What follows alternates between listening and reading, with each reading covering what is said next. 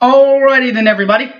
Welcome back to the OU women's basketball postgame reports for this week. We've got quite a few games to cover this last weekend, including taking on former OU men's coach Billy Tubbs' women's version of Lamar, a Stacey Dales night and when they honored her and raised the banner for her, plus a trip to the U.S. Virgin Islands for the girls, where they ended up losing their first 2 games of the season on that Virgin Islands trip. That hurts.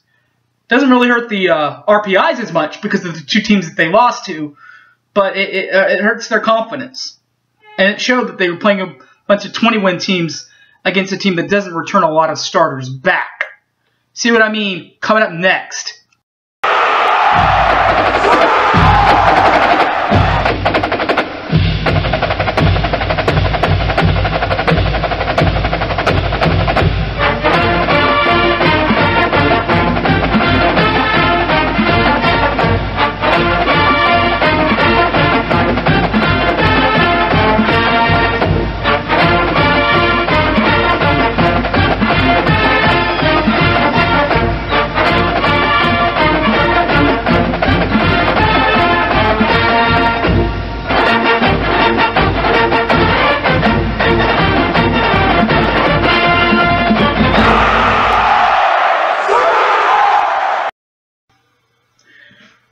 Welcome back to the show. First of all, we will go on back, if you will, to last Tuesday night, I believe it was, when they went out again and they played Lamar for their second game. They played the Lamar, pretty tight game all the way through. Oklahoma ended up winning in the end, 100-73, as the Sooners outlast Lamar in the game. Shooting percentage, Lamar in the first half shot 48.6% from inside the arc and right at 50% from the three-point line, while the Sooners shot 55.9% from inside the arc and 44.4% from three-point range. After the intermission, the Sooners and Lamar, of course, played again, where Lamar dropped their shooting percentage significantly to inside the arc at 37% from inside the arc, and outside the arc quite significantly even more to just 10% from outside the arc. While the Sooners jumped up theirs a little bit, dropped theirs a little bit as far as the inside shooting, but not much, to dropped it out to 52.4% from inside the arc, but dropped significantly from outside the arc, shooting just 23.1% from the three-point line. For the game, the Lamar shot 43.5% from inside the arc and 31.8% from three-point line, while the Sooners shot 53.9% from inside the arc and 35% from outside the arc. The Sooners had stat board leaders. Points was Sherane Campbell. Again, great on the scoring nights. 16 for Sherane Campbell. Olds. The assist side of things, there were 7 of them by 2 players. Number 21, Gabby Ortiz, and number 10, another newbie, Peyton Little. Both had 7 assists in this one. And the rebounds, number 42, KK Williams. Number 42 had just 4 rebounds, but it did lead the team. The shot of the game was probably when Nicole Cornett drained in a 3-point shot to put the Sooners up by 26 points, 73-47 in the second half. The Sooners then, before they went off to the U.S. Virgin Islands, honored probably one of their greatest Sooner ever, probably one of the better ones in the Sherry Cole area, to the one that got everybody excited in the early 2000s, and that would have been Stacey Dales on Stacey Dales night. And the Sooner Schooner make her proud as the Sooner Schooner blast Bradley on Stacey Dales night. First half, second half, and overall everything here was all Oklahoma, and it went quite like this. Bradley shot just 25% from inside the arc and 22.2% from three-point lines in the first half. In the first half for the Schooners, 60.5% from inside the arc and 36.4% from the three-point line. Intermission was pretty cool. This is when they actually honored Stacey Dales. They raised the banner. In fact, my girl Peyton Little, Gabby Ortiz, all the girls, they didn't even go to the locker room. They did a big ceremony for it. You can see it on Sooner Sports TV. It is quite cool for that to happen. After the ceremony, you start the second half, and Oklahoma, once again, they started defensively pretty good. Bradley shot just 27.3% from inside the arc and 20% from the three-point line, while the Sooners, well, they didn't have to have a halftime speech because they stayed hot, shooting 57.1% from inside the arc and increasing their three-point percentage a little bit, 40.9% from the three-point line after the break. For the entire game, Bradley shot 26.2% from inside the arc and 21.4% from the three-point line, while Oklahoma shot 58.9% from inside the arc and 40.9% from the three-point line. If you're looking for statistical balance, points, assists, and rebounds, the points leader was Kaylin Williams this time. They got it inside the KK for 16 points. And I believe she was like 8 for 9 on the 16 points, so she was pretty good there. Joya Carter led in assists, and rebounds were led by number 1, Nicole Cornett, who had 7 assists on the night. The shot of the game wasn't by any Sooner in particular. Just by, if not, I just love the way that Whitney Ritchie plays. And she hit 2 consecutive three-point buckets there in the second half. Just an amazing job by her. This is a girl that played tennis the last 4 years. Only picked up a basketball this year, and it's already contributed to hitting 2 consecutive shots. And they were not easy shots to make. Then the trip to the U.S. Virgin Islands. The first loss of the year comes 83-68. It came against the Bulls of South Florida, where the Bulls were just too much for the Schooner. First half, Oklahoma shot 35.3% from inside the arc and 45.4% from three-point range. For the Bulls of South Florida, they shot 48.4% from inside the arc and 12.5% from three-point line. So, at intermission, Sooners kind of went to a zone defense. It didn't help very much. In fact, it kind of gave USF a little three-point shots that were open, and they made them.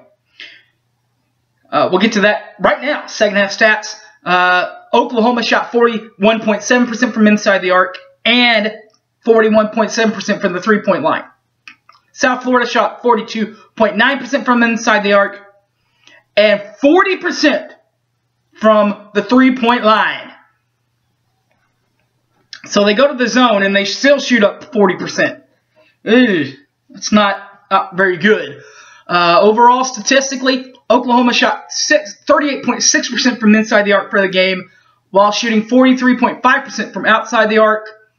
But the Bulls, they shot 45.8% from inside the arc, 27.8% from three-point line for the game. The statistical leaders in this one, points was number 24, Shereen Campbell, led the way, 16 again for her. Assists, number 21, Gabby Ortiz, one of the newbies. She had 6 in her first ever road test away from the Loud Noble Center. And rebounds, 6 there for number 42, Kaylin Williams, KK.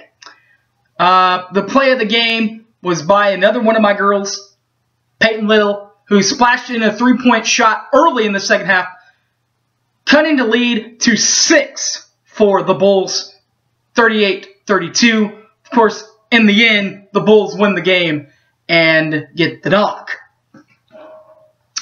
The next night, consecutive games. This time, went to overtime for the first time this season, and they lost to Kentucky for the second time they lose this season, as the Wildcats top the Sooner Nation in a wild overtime game in the U.S. Virgin Islands, 92-98. First half, Kentucky shot 34.5% from inside the arc and 25% from three-point line. For the Oklahoma Sooners, they shot 35.9% from inside the arc and 28.6% from three-point line. Second half, Kentucky shot 30.8% from inside the arc and 20% from outside the arc from three-point line. For the game, Oklahoma shot 62.5% from inside the arc and 60% from outside the arc. And we're dead set. We're even, making the game go into overtime. And in the overtime, Kentucky, that's when they took over, shooting 55.6% from inside the arc and 0.0% from three-point line. Oklahoma, though, shot 37.5% from inside the arc and did hit 20% from the three-point line. For the game, Kentucky shot 35.1% from inside the arc and 21.1% from outside the arc, while the Sooner Nation shot 45.1% from inside the arc and 35.3% from three-point line. The statistical leaders, points-wise, was number 21, Nicole Cornett, had 21 points. Number 1, Nicole Cornett, had 21 points in the game. Assist leaders, Gabby Ortiz led in assists for the second consecutive game, but was helped this time by Shireen Campbell-Olds, number 24, who had just as many assists. And the board leader in this one, another true freshman, number 30, McKinney Therese, had 8 boards in this one.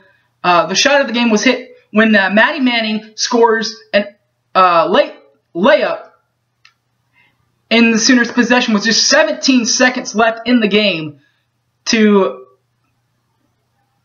put the Sooners in position to win the ball game in overtime. Back in position, 98-91 at the time. They ended up hitting one of 2 free throws, 92-98, the final, in Kentucky wins the game. But all was not lost, because they did win the final game against Illinois. But again, it was a wild one. But the Sooners, ladies, don't leave empty-handed. But Illinois did not make it easy.